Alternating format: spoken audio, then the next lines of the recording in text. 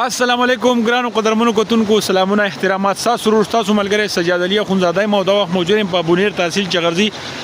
سیاحتي مقام درګه چینا کې څنګه تاسو ته پته مخکې سیلاب راغلی د چینو درګه چینو هغه رونق چې ختم شوی خو ماشاءالله د الله رحم دې تاسو دعاګانې دي هغه رونق چې نو دوباره چې نو بحال شو دلته پکې زبردست خپل هوټل جوړې شوې دا سي نور چې نو دا خوراک چې کوم ایټمز دي سوپ شو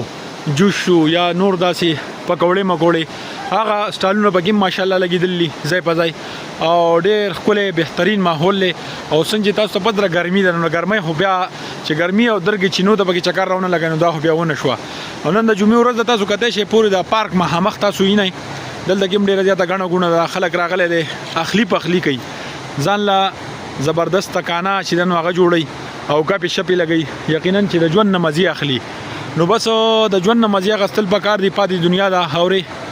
نو الله پاک دې موږ له عمر راکړي ډېر او بیا هم چې نو ژوند خو روان دی کنه نو ژوند چې څومره ښکلی تیرول شي نو کوشش کوه چې ښکلی تیر کړئ اوبو په بهاو کې هم زیاتوالی راغلی بارانونه ډېر زیاتو شو تاسو کتی شئ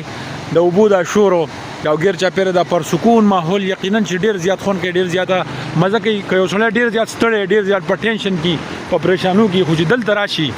د درګو چینو ته دا غیر چاپیره ماحول ویني نو یقینا درته وایم چې لږ هغه ریلیکس شي خوشحاله شي سوچ بدل شي فکر بدل شي نن سبا خو هر چاته چې نو ټینشن دی مسلې مسایل دي نو بس دا غینه پکې ځان چې نو خلاصوي او دې طرف ته پکې خامخا راځي خو کافي تعداد باندې خلک راغلي دي څومره چې دا ماهم کیږي مازیګری کیږي نو بس خلک روان دلته کې چکر لپاره او خوراک سکاک لپاره نو یقینا چې دا ویډیو بس تاسو خوښ شوي که خوښ شوي می مخکې نور ملګرو سره چې نو خامخا شریک کړئ او خپل کمنټس خامخا وکړئ چې کله بیا سیلاب نورستو تاسو درګو چینو طرف ته راغلی او کنه نو بس ماشاءالله ماحول چې نو بیا برابر شوی دی نو تاسو چکر دلته کې راتلی شئ پارکینګ سہولت هم موجود دی او بل خبره داره چې لکه نورو